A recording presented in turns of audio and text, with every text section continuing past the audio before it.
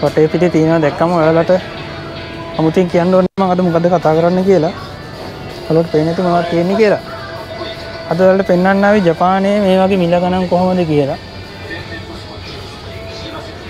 මෙතන ඔයාලට පේනවා ඇති ජැක්ස් ඩැනියල් 140යි එක percentage එක ගාන ගහලා තියෙනවා. යෙන් 2280ක්. මේක ලීටර එක. ඊළඟට තියෙනවා ලීටර් 1.75 එක වෙනවා 3980ක්. තව මොනවද තියෙන්නේ?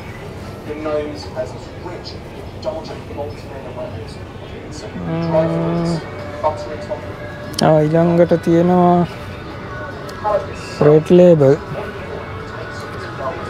මේක වෙන්නේ යෙන් 1990 යෙන් 999 ටැක්ස් එකත් එක්ක වෙනවා 1099ක්. මේ ලංකාවේ ගණන් නම් කොහොමද කියන මම දන්නේ නැහැ. ඊළඟට තියෙනවා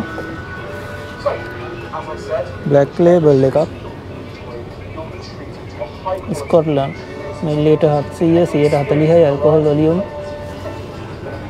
ගාන වෙනවා 1970යි ටැක්ස් එකත් එක්ක 2167ක්.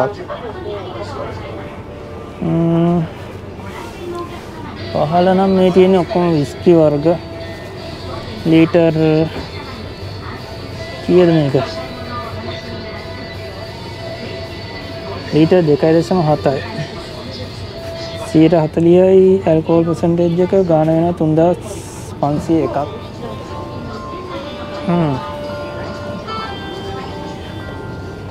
ඊළඟට තියෙනවා පැලන්ටයින්. මේක එකත් 140යි ලීටරේ බෝතලේ වෙනවා 1518ක් ටැක්ස් එකත් එක්ක. ඊළඟට තියෙනවා මේක දැකලා ඇති ඔයාලා. ලංකාවේ නම් මේක මම හිතන්නේ ලොකු ගාණක් වෙනවා. චිවාස් රීගල් අවුරුදු 12 පරණ එක. මේක ලීටරේ බෝතලේ වෙනවා 3278ක්.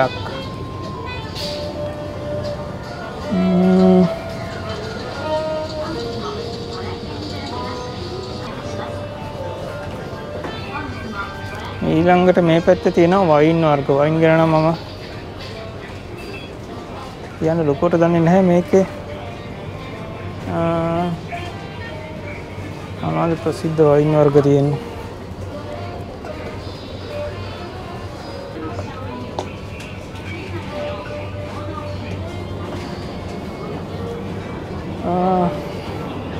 ඊළඟට මෙතන තියෙනවා ඔයාලට පේනවා ඇති මේ ලංකාවේ අපිට තිබුණ ලොකුම ප්‍රශ්නයකට විසඳුමයි කියන්නේ. තීත්තනද කොහොමද අරක්කු ටිකක් බොන්නේ කියලා. මේවා මේ චූහයි කියලා කියන්නේ. මේක රසකාරක දාලා තනුක කරපු සෝචු කියලා කියන්නේ ජපාන් වලින් බාර් වලින් පෙරන අරක්කු එකක්. ඒකට රසකාරකයක් දාලා එක එක රසට තියෙනවා. මෙතන තියෙනවා දෙහි රස. ඊළඟට තියෙනවා මොනවද මිදි රස. මේක මොනවද ග්‍රේප් ෆෘට්ස් රස. ඒ වගේ මේ හැම රසකින්ම වගේ තියෙනවා. මේකේ ඇල්කොහොල් ප්‍රතිශතය අඩුයි. කීයක් තිබුණේ 109ක් වගේ තමයි මේ තියෙන්නේ. මේකේ පොඩි එකක් 100යි ලොකු එකක් 150යි වගේ වෙනවා.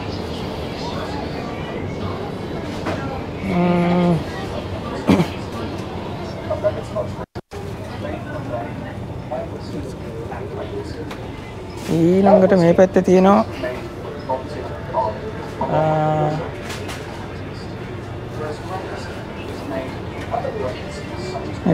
ජපාන් අරක්කු වර්ග.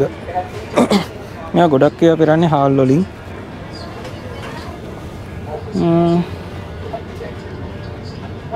මේ වගේ බෝතලයක් මේක කොච්චරද? ලීටර් 1.8 බෝතලේ වෙනවා 922ක් කියනවා.